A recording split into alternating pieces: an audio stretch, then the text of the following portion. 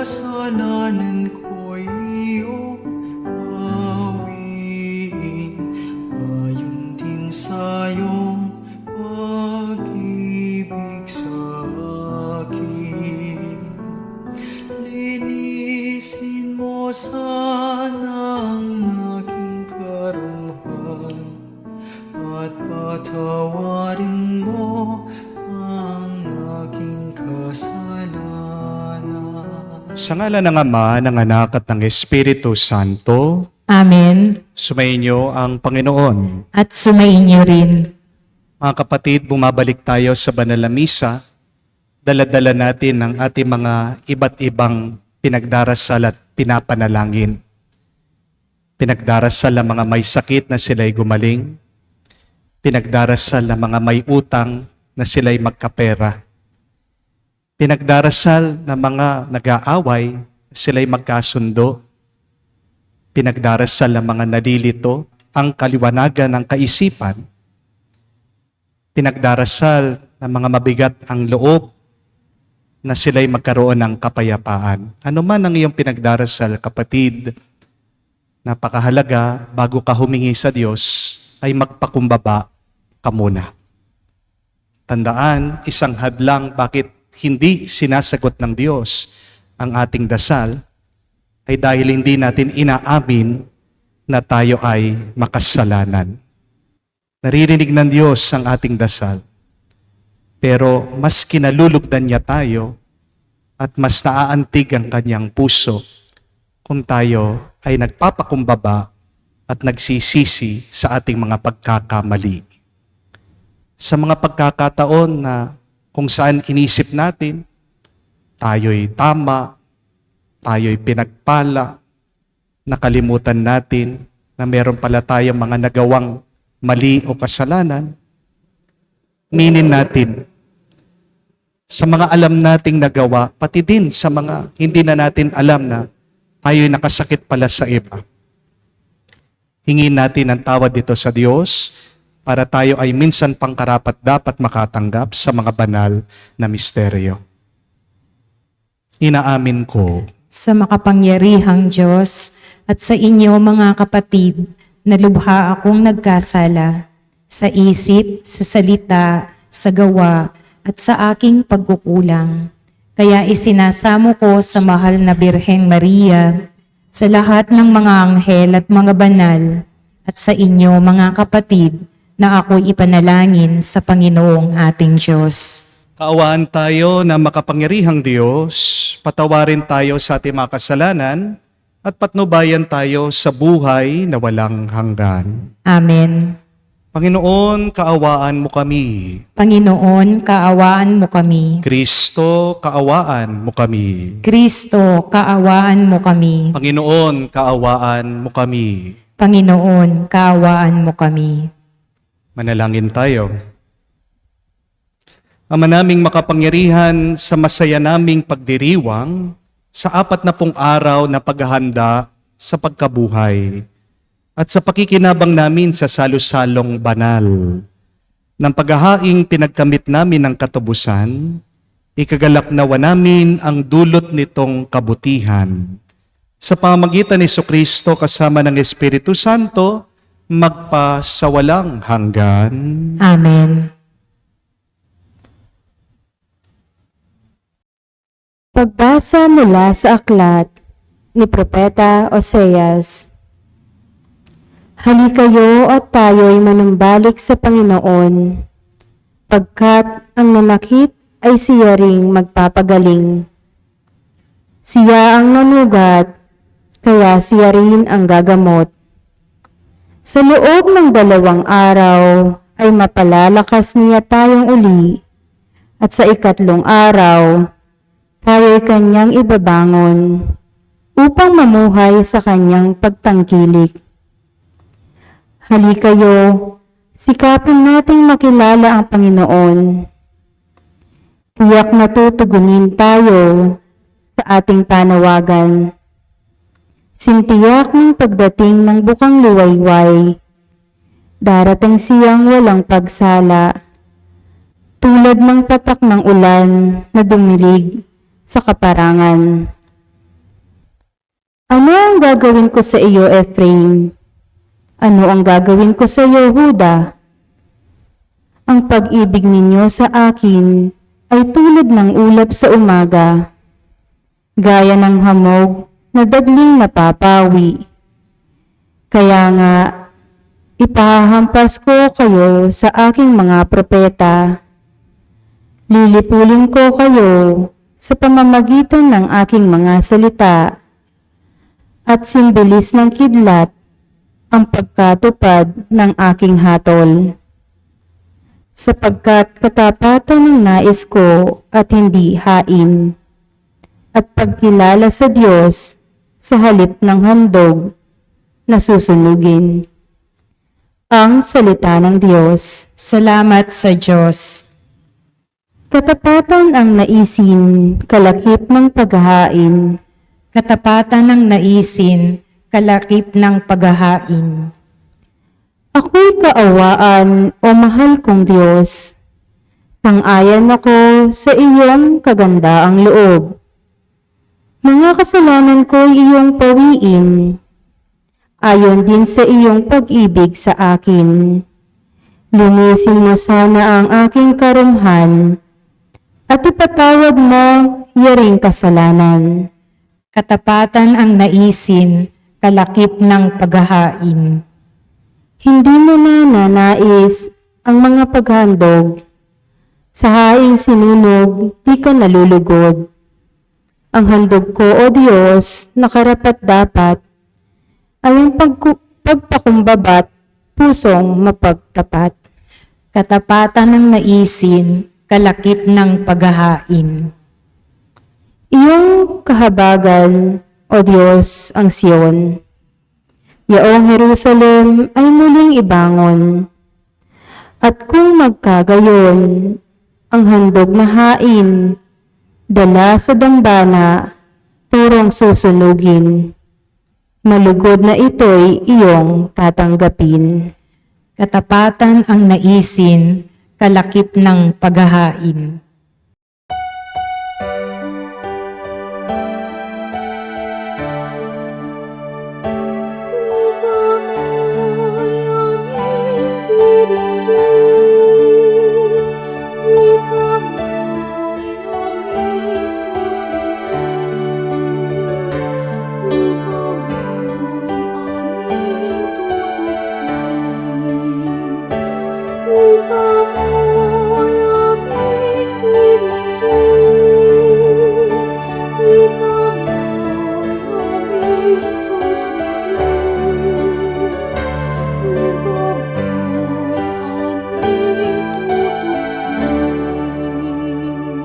Kapag ngayoy napakinggan ang tinig ng poong mahal, huwag na ninyong hadlangan ang pagsasakatuparan ng mithi niya't kalooban.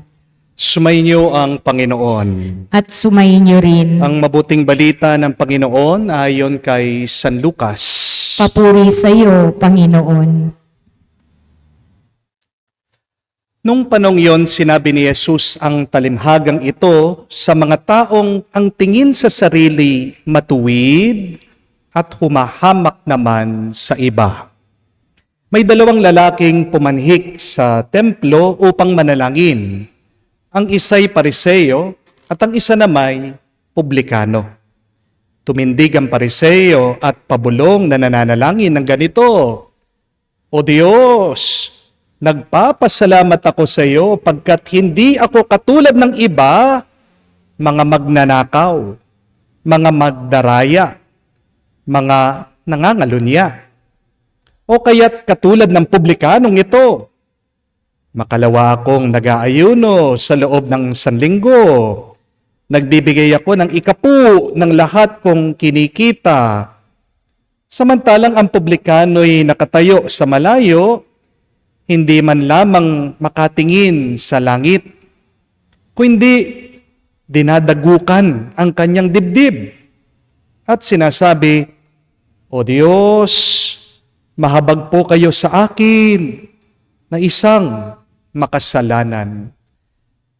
Sinasabi ko sa inyo, ang lalaking ito'y uuwing kinalulugdan ng Diyos ngunit hindi ang isa. Sapagkat ang sino mang nagpapakataas ay ibababa, at ang nagpapakababa ay itataas. Mga kapatid, ang mabuting balita ng ating Panginoon. Pinupuri ka namin, Panginoong Heso Kristo. Magandang araw po muli sa inyong lahat. One of the most dangerous belief in life is to think you are good and right all the time. Mag-ingat po kayo. Kapag iniisip mo, ikaw ay mabuti palagi. Kasi mangyayari, sisiraan mo, sasaktan mo, at nanaisim mong mamatay ang mga inaakala mong masasama. Be careful, my dear friends. Don't ever think you are good always. Because the moment you believe that you are good, you are bound to destroy and hurt those you think are bad. Don't ever assume you're always right, because you will put down those you think who are wrong. Di po ba? Ganyan yung nangyayari ngayon, nakikita natin, napapanood at nararanasan sa social media. Away, bangayan, murahan, sisihan. Dahil iba-iba ang opinyon at paniniwala tungkol sa kung sino talaga ang tama at mali. Di po ba? Minsan, yan din ang dahilan ng away at paghihiwalay ng mga mag-asawa.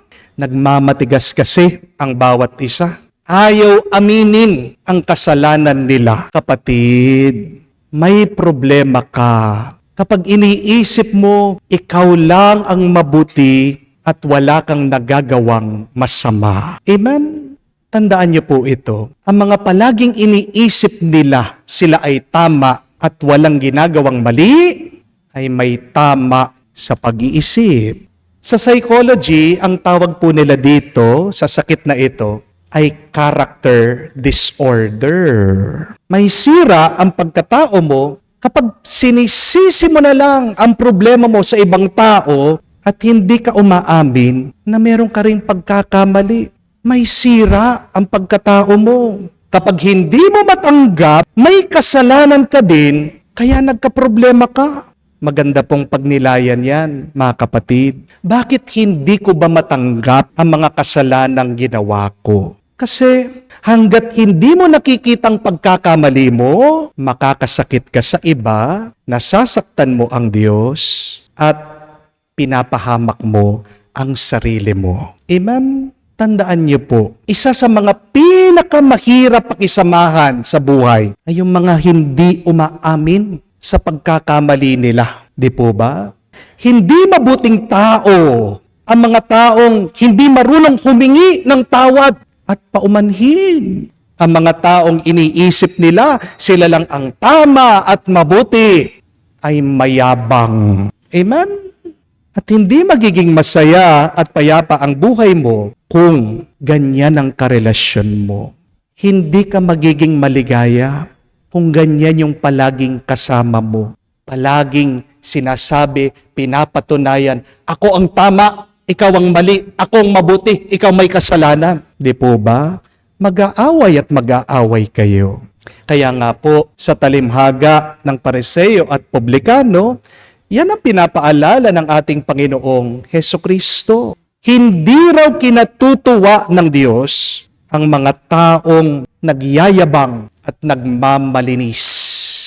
Hindi masaya ang may kapal sa mga taong iniisip nila sila lang ang tama at walang pagkakamali. Naririnig daw naman ng Diyos ang mga panalangin ng mga nagbabanal-banalan. Pero mas naaantig ang puso niya sa makasalanang nagpapakumbaba at nagsisisi. Kinalulugod ng Diyos ang mga marunong umamin sa kanilang mga pagkakamali kaysa sa mga nagpapanggap na mabuti sila. Dahil hindi po ba, sa totoo lang, Wala naman taong mabuti. Aminin natin, mga kapatid, lahat tayo ay makasalanan at nagkakamali. Amen? Sabi nga po ni San Pablo yan, dun sa sulat niya sa mga tao sa Roma, that all have sinned and have fallen short of the glory of God. Kapatid, kapag iniisip mo na mabuti ka na, hindi ka talaga mabuti. Ang tawag diyan, pagmamayabang. Amen? At ano po ba ang kayabangan? Kung hindi, yan ay isang nakakamatay na kasalanan. Remember that pride is one of the deadly sins. Amen? And it is also pride that turned angels into devils. Kaya nga kapatid, kahit na magaling ka, kahit na may nakamtan ka na sa buhay, meron kang mga achievements, meron kang ipon, kahit na meron kang nagawang mabuti, sana manatili ka pa ring nagpapakumbaba. Amen? Hindi naman ibig sabihin na mayaman ka na, mas pinagpala ka. Kasi kahit naman yung mga mahihirap, pinagpapala din sila at minamahal din sila ng Diyos. Iba-iba po yung blessing natin di po ba? Pero ang punto, lahat tayo blessed. Kaya wag mong mamaliitin yung iyong kapwa. Baka dumating ang araw, magbaliktad kayo. Di po ba? Ganyan din po. Huwag mong iisipin na matalino ka, nag-aral ka, nakapag-college ka, na mas mabuti ka kaysa sa mga ibang tao dyan. May talino ka, kapatid. Oo, nag-aral ka. Pero meron mga bagay na hindi na pag-aaralan at natututunan sa loob ng eskwelahan. Amen? Yung hindi nag-aral, meron din talino yan. Darating ang araw, tandaan mo ito, merong darating na hihigitan ang iyong galing. Amen? Huwag mo din isipin, kapatid, lalong-lalo na kayo po mga nagtatrabaho sa ibang bansa.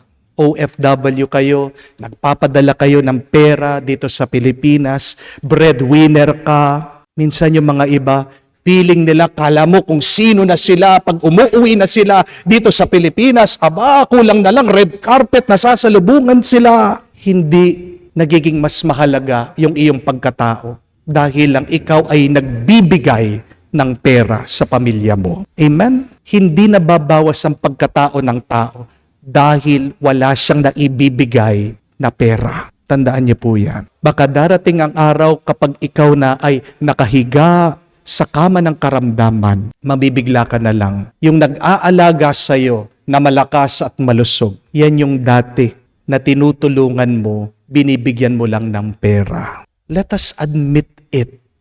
One of our weakness as a human being is being self-righteous and proud. Minsan, may mga tao nakakalungkot. Umangat lang ng kakaunti, kala mo kung sino ng higante. Di po ba? Remember, my dear friends, your achievements do not make you great and good. Only God makes us great and good. Without God, we are nothing. Please think about that. Please reflect about that. May narating ka sa buhay mo ngayon, kapatid, dahil yan sa Diyos. At dahil din, meron mga tumulong sa iyo. May nagsakripisyo para sa iyo. May nagparaya para sa iyo. Para marating mo kung nasan ka ngayon sa buhay mo. And when you recognize this, grace and mercy in your life, you know what you call that? That is humility. Humility is the recognition that we have achieved a lot because of the grace of God and because of the help and the sacrifices of other people. Ang ganda po nung isang kasabihan sa Africa. They say that even the soaring eagle will eventually come down to eat. Ganda po, no? Pagkataas-taas man ng lipad ng isang agila, bababa at bababa din yan para kumain. Kaya nga, unawain mo kapatid ha, pagkataas-taas man ang tingin mo sa iyong sarili, balang araw, kailangan mo pa ring bumaba. Amen? At kung ayaw mong bumaba, ibababa ka ng Diyos. That is very important to remember. Be humble or God will humble you. My dear friends, there is always an opportunity to learn new things. Every day is a chance for us to unlearn bad habits. Habang buhay tayo, dapat natututo tayo. At habang buhay tayo, dapat sinusuri natin ang ating sarili. Ano ba dapat ang ating baguhin? Ano ba dapat ang ating alisin sa ating pag-uugali? Hindi ibig sabihin, kayo po mga ibang matatanda dyan, hindi ibig sabihin kapag may edad ka na hindi ka na dapat matuto. Hindi rin po ibig sabihin kapag matanda ka, ikaw nang tama. Old age does not make you right and good. Amen? Dahil aminin niyo po, marami po sa inyo, pagkatanda-tanda, walang pinagkatandaan. Pasari lang po. Sana matauhan yung mga iba sa inyo. Kakahiya. Kung sino yung mga matatanda sa inyo, sila pa yung problema ng kanilang mga pamilya. Please, always have a space in your heart for growth and improvement. Choose to be someone who is willing to be teachable. Please be someone who is willing, desiring to learn again. Isa pong magandang dasal ngayon, alam nyo kung ano, para mas pagpalain kayo sa inyong buhay at para mas matulungan kayo sa inyong pagpapakabanal. Every day, say this, Lord, correct me because I am not always right. Repeat that. Say to the Lord, Lord, correct me because I am not always right. Say also, God, give me a teachable heart. Jesus, humble me so that I would be more at peace today and forever. Amen. Tumayo po tayo. Taglay na mga pusong nagsisisi at nagpapakumbaba. Humarap tayo ngayon sa Diyos. Tumugon tayo sa tapat at nagpapakaabang panalangin. Sa ating mga kahilingan, ating sabihin, Panginoon, dinggin mo kami. Panginoon, dinggin mo kami. Ang simbahan naway maging isang tiyak na kanlungan para sa mga makasalanan at mga itinatakwil ng lipunan. Manalangin tayo sa Panginoon. Panginoon, dinggin mo kami. Ang mga naglilingkod sa bayan, naway magbigay ng higit na malasakit sa mga kababaihan, mga bata, mga ulila, mga matatanda, at mga walang tahanan. Manalangin tayo sa Panginoon. Panginoon, dinggin mo kami.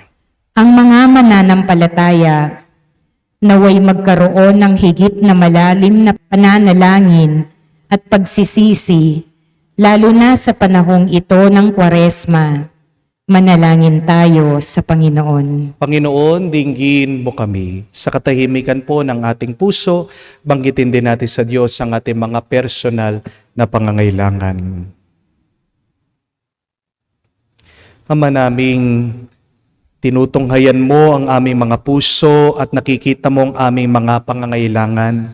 Pagkaloob mo dahil sa iyong habag, ang inihiling namin sa aming panalangin sa pamagitan ni Kristo na aming Panginoon. Amen.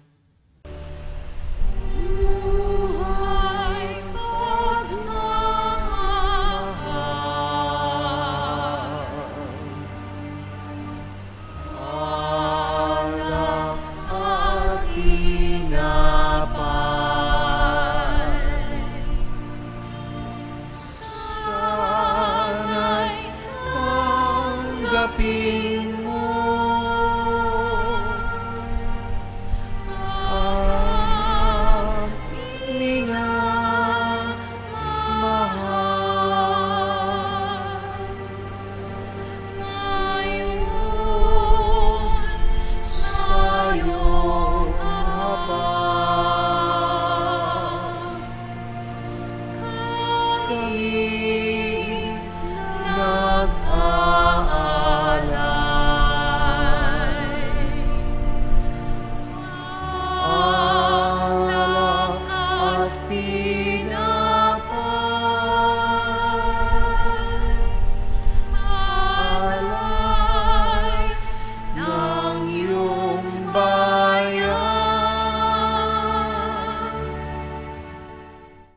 Manalangin kayo mga kapatid, para ang ating mga paghahain ay kalugdan ng Diyos, amang makapangyarihan.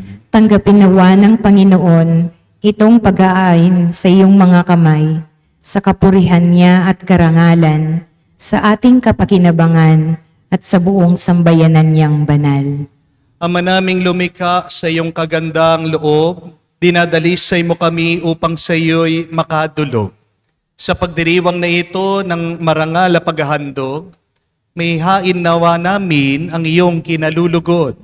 Sa pamagitan ni Jesucristo kasama ng Espiritu Santo, magpasawalang hanggan. Amen. Sumainyo ang Panginoon. At sumainyo rin, Itaas sa Diyos sa inyong mga puso at diwa. itinaas na namin sa Panginoon. Pasalamatan natin ang Panginoong ating Diyos. Marapat na siya ay pasalamatan. Ama naming makapangyarihan, tunay nga marapat ikaw ang aming pasalamatan sa pamagitan ni Jesucristo na aming Panginoon. Minarapat mo ang pagtitiis para sa naghihirap ay maging tagapaghiwatig ng pasasalamat ng aming inihahain ngayon sa iyong hapag. Ang iyong anak ay ulirang tagapagbigay ng pagsasaluhan sa mga nagugutom at mga nauuhaw.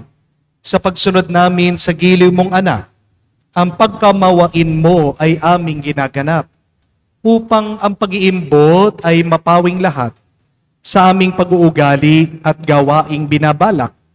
Kaya't kaisa namang nagsisiawit ng papuri sa iyo ng walang kumpay sa kalangitan. Kami nagbubunyi sa iyong kadakilaan. Santo, Santo, Santo, Panginoong Diyos, Napupuno ang langit at lupa ng kadakilaan mo. Hosana, Hosana, Hosana sa kaitaasan.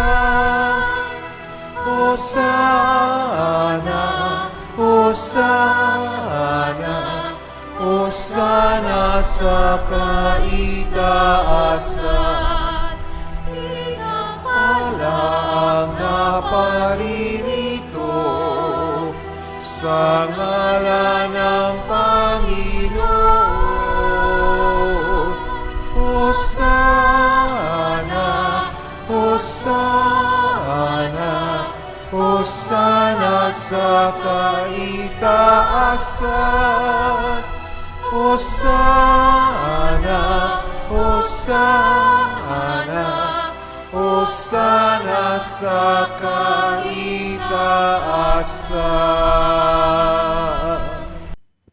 Ama naming banal, ikaw ang bukal ng tanang kabanalan, kaya't sa pamagitan ng iyong Espiritu, gawin mong banal ang mga kaloob na ito, upang para sa amin maging katawan at dugo ng aming Panginoong Heso Kristo. Bago niya pinagtiis ang kusang loob na maging handog, hinawakan niya tinapay, pinasalamatan kanya. Pinaghati-hati niya iyon, inabot sa kanya malagad at sinabi, tanggapin ninyong lahat ito at kanin. Ito ang aking katawan na ihahandog para sa inyo.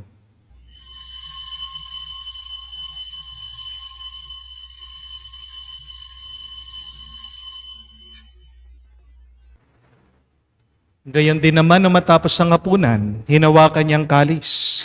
Muli kanyang pinasalamatan. Inabot niya ang kalis sa kanyang malagad at sinabi, tanggapin ninyong lahat ito at inumin. Itong kalis ng aking dugo, ng bago at walang hanggang tipan, ng aking dugo na ibubuhos para sa inyo at para sa lahat, sa ipagpapatawad ng mga kasalanan. Gawin ninyo ito sa pag-aalaala sa akin.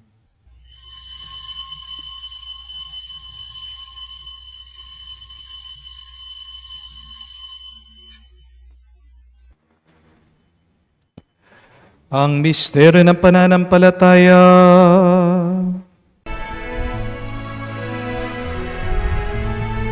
sa krus mo at pagkabuhay, kami natubos mong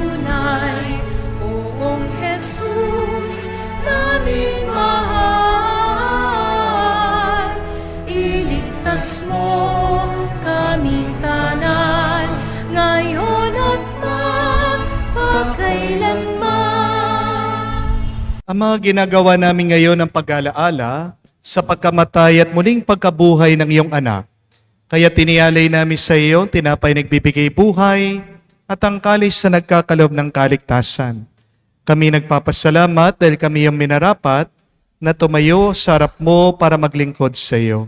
Sinasamo namin kami magsalo-salo sa katawan at dugo ni Kristo ay mabuklod sa pagkakaisa sa pamagitan ng Espiritu Santo. Amalingapin mong iyong simbahan, laganap sa buong daigdig. Puspusin mo kami sa pag-ibig. Kaisa ni Francesco ang aming Papa, si Florentino aming Arsobispo, at ng Tanang Kaparian. Alalahanin mo rin ang aming mga kapatid na nahimlay, may pag-asang sila'y muling mabubuhay. Ngayon din naman lahat ng mga pumanaw. Kawan mo't sila't patuloyin sa iyong kaliwanagan. Kawan mo't pagindapating kaming lahat na makasalo sa iyong buhay na walang wakas. Kaisa na mahal na Birhen Maria, Ina ng Diyos. Kaisa ni San Jose ang kanyang malwalhating esposo. Kaisa ng mga apostol at lahat ng mga banal na namuhay dito sa daigdig na kalugod-lugod sa iyo. May pagdiwang nawa namin ng pagpupuri sa ikararangal mo sa pamagitan ng iyong anak aming Panginoong Heso Kristo. Sa pamamagitan ni Kristo, kasama niya at sa Kanya, ang lahat ng parangal at papuri ay sa iyo, Diyos Ama, makapangyarihan, kasama ng Espiritu Santo, magpasawalang hanggan. Amen, Amen, Amen. Sa nakakagaling na utos sa turo ni Jesus, Panginoon natin at Diyos, ipahayag natin ng lakas loob.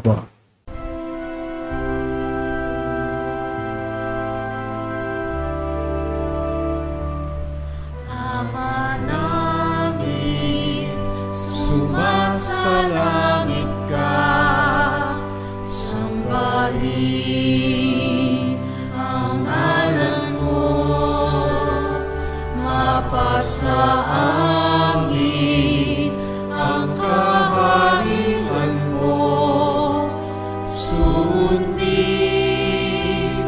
ang loob mo dito sa lupa para nang sa langit.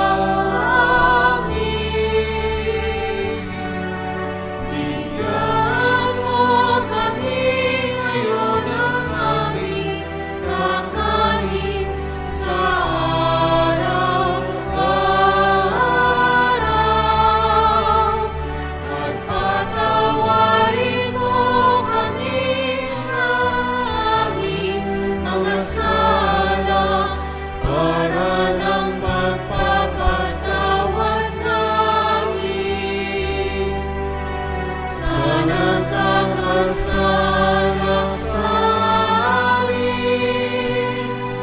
At huwag mo kaming ipahintulot sa tukso, at iadya mo kami sa lahat ng masama. Nihiling namin kami adyat sa lahat na masama, pagkalooban ng kapayapaan araw-araw, ligtas sa kasalanan, at ilayo sa lahat ng kapahamakan. Samantalang aming pinanabikan ang dakilang araw ng pagpapahayag ng tagapagligtas naming si Heso Kristo. Sapagkat iyo ang kaharian at ang kapangyarihan at ang kapurihan magpakailanman. Amen. Panginoong Heso Kristo, sinabi mo si mga apostol, kapayapaan ang iniwan ko sa inyo, ang aking kapayapaan binibigay ko sa inyo. Tungayan mo ang aming pananampalataya.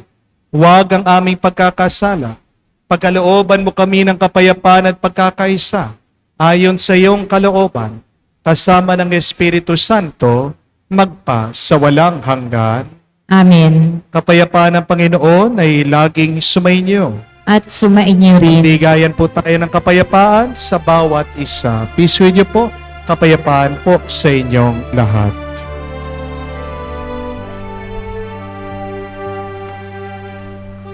Cordero ng Diyos na nag-aalis ng mga kasalanan ng sanlibutan, maawa ka sa amin. Maawa ka sa amin. Cordero ng Diyos na nag-aalis ng mga kasalanan ng sanlibutan, maawa ka sa amin. Maawa ka sa amin.